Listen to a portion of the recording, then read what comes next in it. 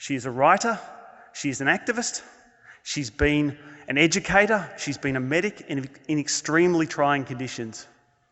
She was elected to the Assembly of Afghanistan from 2005 to 2007, at which point she was expelled for telling the truth about the warlords and gangsters who inhabit that place.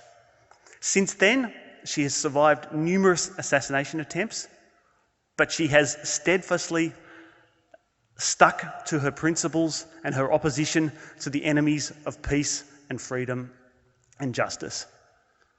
She has come all the way from Kabul, Afghanistan, to speak to you, and we are very, very honoured to present to you Malalai Joya. Thank you.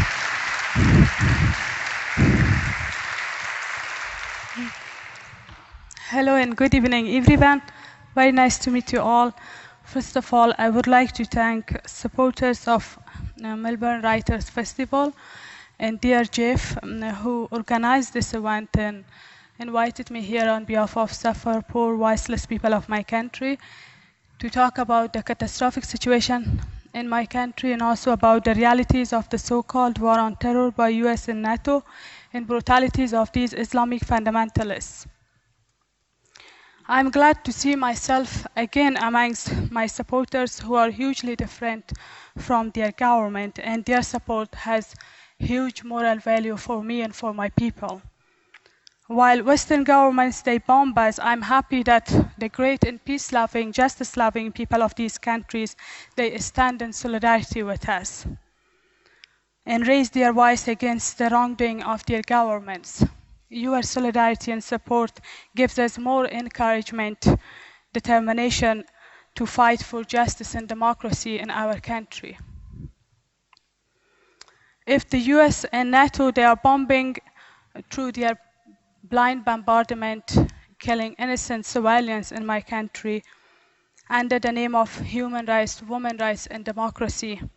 But I'm honored that justice-loving, peace-loving people of these countries, anti-war movement of these countries, and democratic-minded people, they do not leave us alone for this prolonged and risky struggle against warlords, Taliban, and also occupation.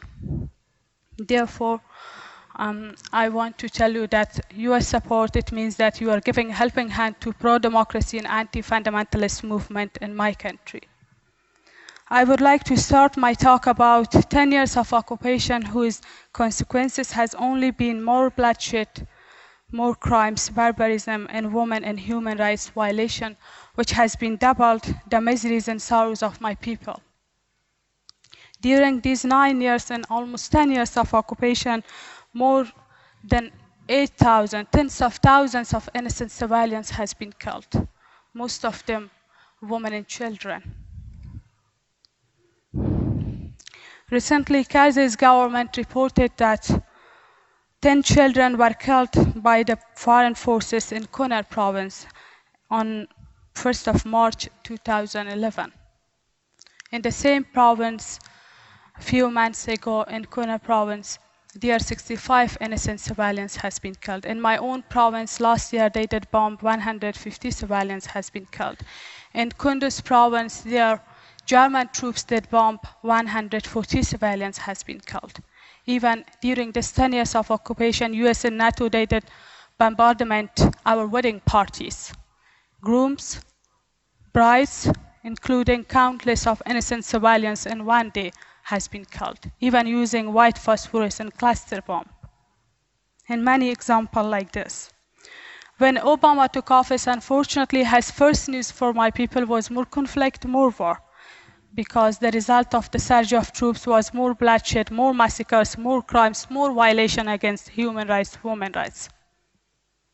The worst massacre happened in Afghanistan when Barack Obama came in power. His foreign policy is quite similar like Bush administration. Maybe he did something positive for American people or not when he came in power. But for my people, during these 2 years that he came in power, unfortunately, he proved himself just as a second and even dangerous Bush.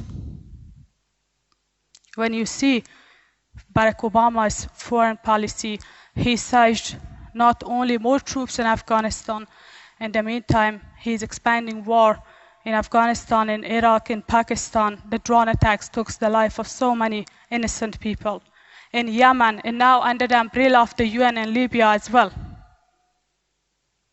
While Obama's administration raised hue and cry against Gaddafi's regime and his crimes, but in the meantime support much more dirtier Gaddafi regime in Afghanistan and Iraq. At least Afghanistan and Iraq is two last examples.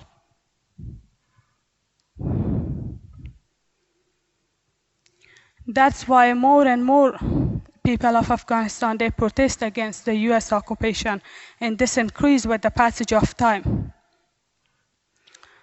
And during this 10 years of occupation, US government and NATO, they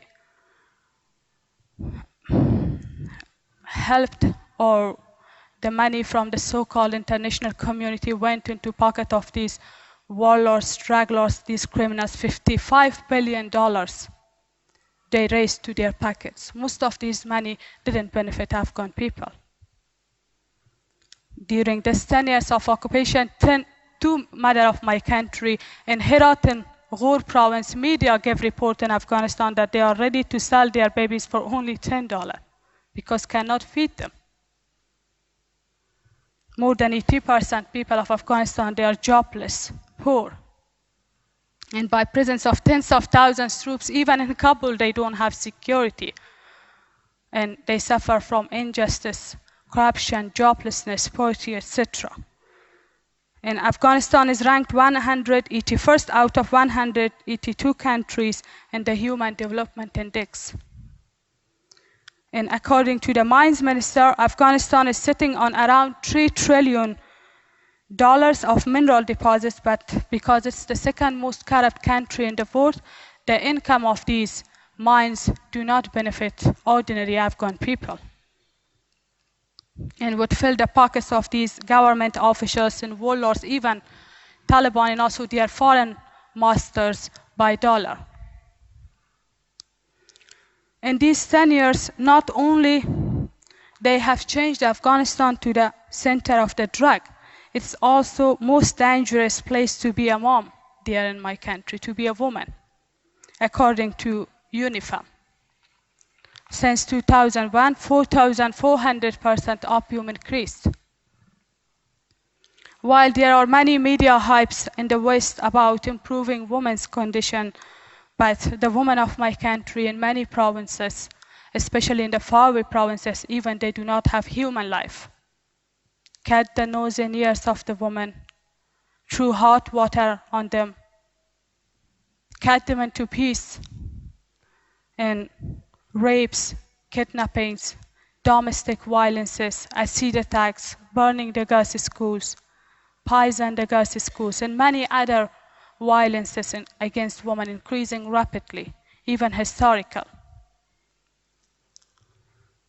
And it is true that in the Taliban time, some women in the big cities like Kabul, like Herat, Mazar Sharif, they didn't have access to job and education. But unfortunately, few schools, universities, hospitals that they build in these big cities for the justification of their occupation. No question that people of Afghanistan, they need helping hand. During this more than 30 years war, we almost lost everything. After 9/11 tragedy, the people of Afghanistan, they need honest helping hand, not occupation. And unfortunately, US and NATO, they pushed us from the frying pan into the fire. They replaced Taliban with fundamentalist warlords who are mentally same, only physically has been changed. That's why today Afghanistan is a safe haven for these terrorists.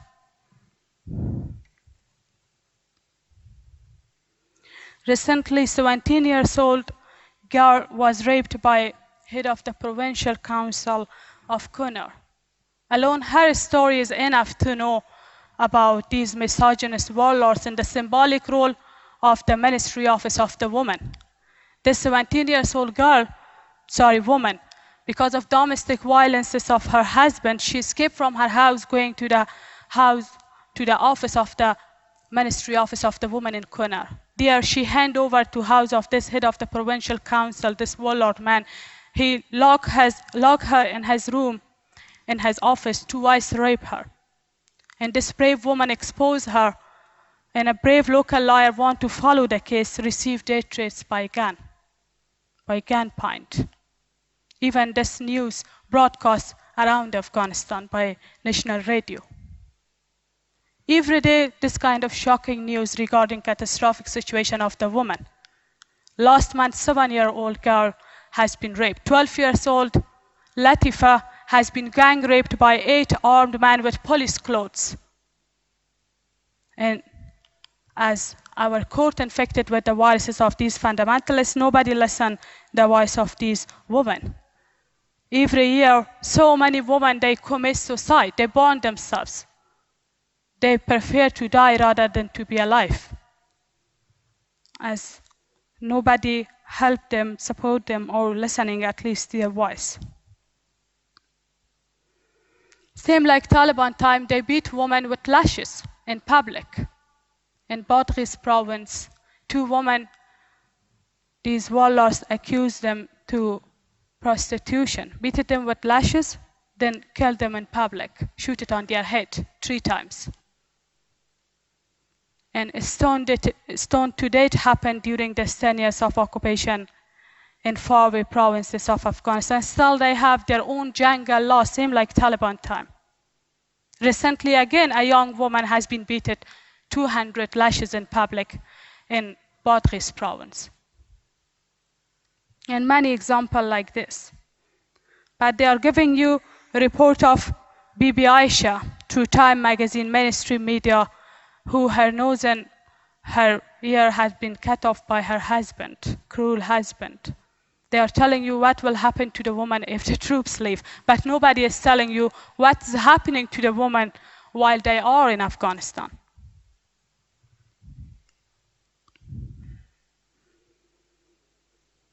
And another tragic game right now is that they play with the destiny of Afghan people. They are inviting Taliban, these terrorists, also to join this corrupt mafia puppet regime under the name of National Peace Reconciliation, which is fan of peace. This is peace between 2 kinds of terrorists that we have. Powerful warlords, who 10 years they were in power, and also Taliban. While it's not new news for Afghan people that they invite Taliban to join the government, this 10 years Taliban already they were in power. And indirectly they had support of their godfathers. 10 years they shed the blood of their own soldier. They wasted their taxpayer money under the name of war on terror.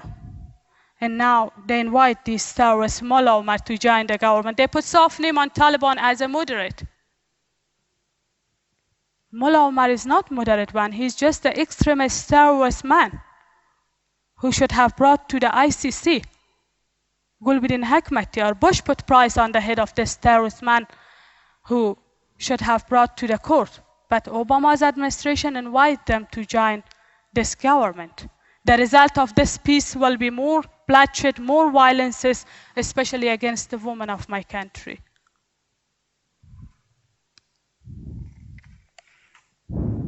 And no one can believe that a superpower with high military machine that they have, with 40 more countries' support, they are really unable to defeat this bunch of killers like Taliban, who created by CIA and religious school of Pakistan, these madrasas, by financial support of Saudi Arabia. And during this 10 years of occupation, they played with them the game of Tom and Jerry, because they need to them. As much as they keep situation of Afghanistan lawless, unsafe, then they have very good excuse to stay longer there for their own strategic regional economic interest.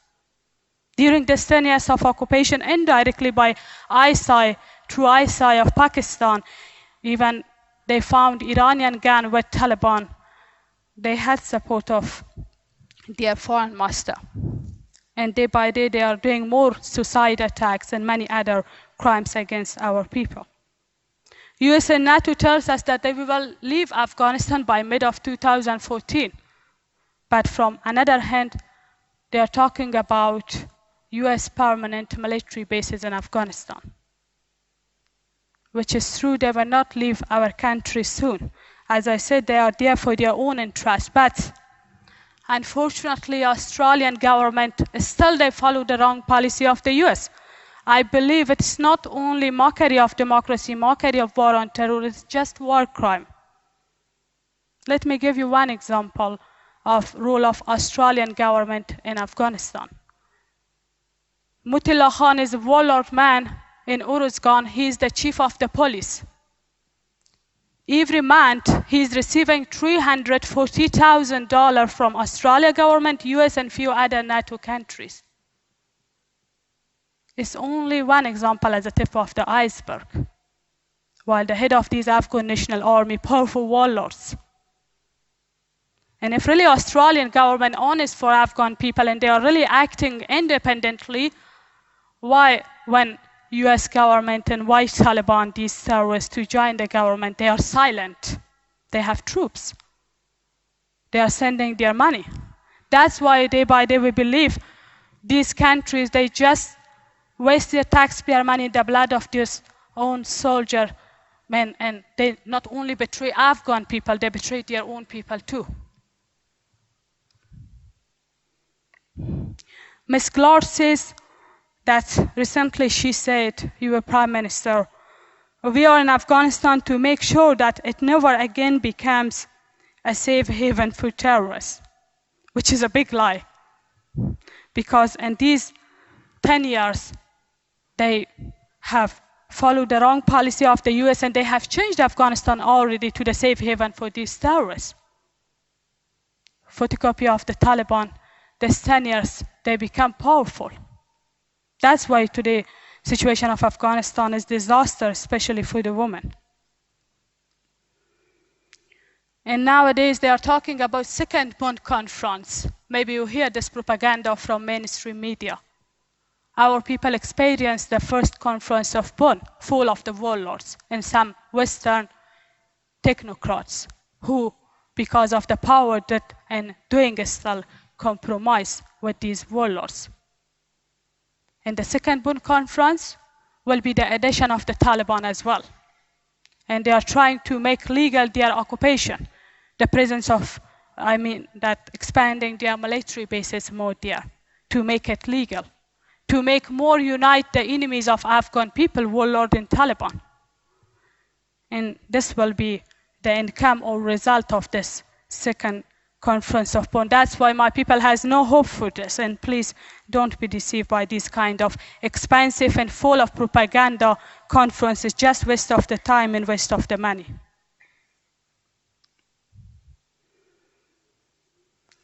And I think that democracy without independence and justice is meaningless.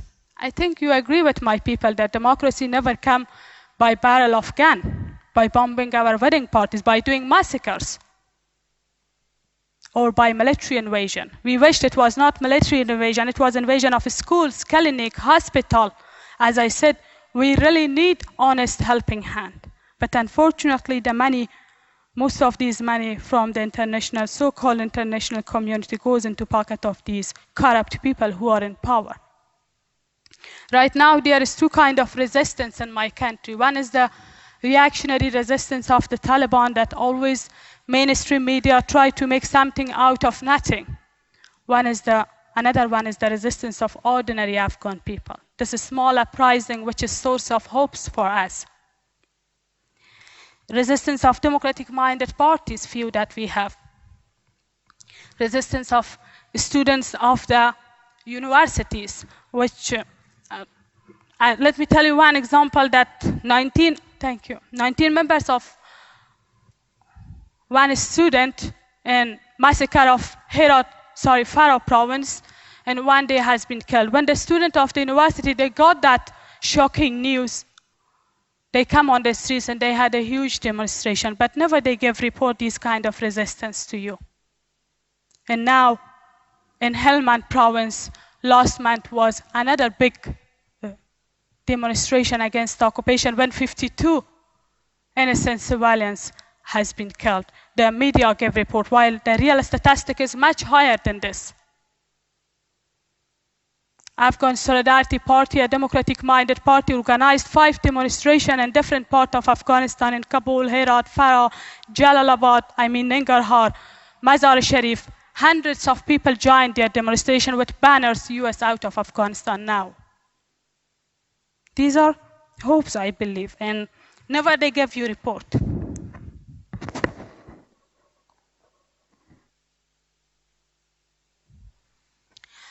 So, as a tip of the iceberg, I share with you sorrows and miseries of our people and the role of these foreign troops in our country, including Australian government. So that's why I believe the only solution for Afghanistan is the withdrawal of these troops, because their presence double our miseries. Their presence make much harder our struggle for justice and peace. By support of these reactionary terrorist warlords and now negotiating the Taliban. When they leave Afghanistan, the backbone of these warlords and Taliban will break, if honestly they leave.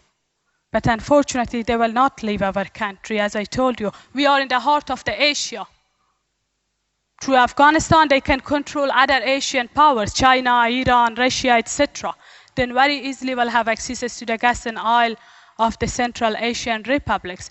That's why they are not leaving our country soon. They are there for their own interest, just want to make legal their occupation. And the history shows that only the nation can liberate themselves. You witnessed the glorious uprising, what happened in Middle East countries against dictators, which gave hopes to millions around the world, including my people. I hope one day the same glorious uprising will happen in my country as well. But it takes time. Today, millions of Afghans, they don't have enough food to eat. Lack of education is another big problem for my people. And that's why my message to justice-loving people around the world in Australia, US, everywhere, huge difference between the nation, activists, justice seeker organization, anti-war movements of these countries, right politicians, honest politicians, feminist organizations, they are the ones who should not leave us alone. Especially always my message to them is this: please support educationally my people, because I believe education is a key against occupation and also against ignorance. So let me conclude today's speech with a quote of dear Martin Luther King, who inspires millions around the world, I'm sure. He says, our lives begin to end the day we become silent. Freedom is never voluntarily given by the oppressor. It must be demanded by the oppressed. Once again, heartfelt thanks for your solidarity and support. Thank you very much.